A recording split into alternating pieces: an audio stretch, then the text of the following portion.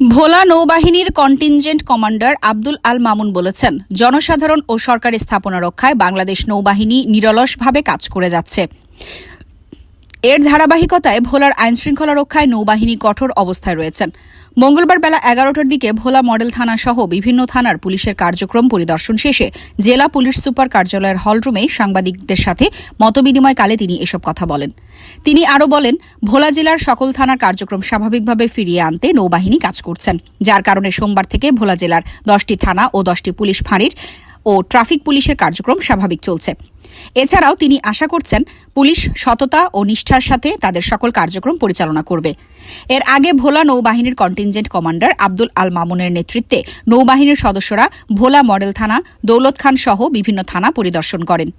মতবিনিময় সভায় এ সময় উপস্থিত ছিলেন ভোলা পুলিশ সুপার মোহাম্মদ মাহিদুজ্জামান সহ অন্যান্য পুলিশ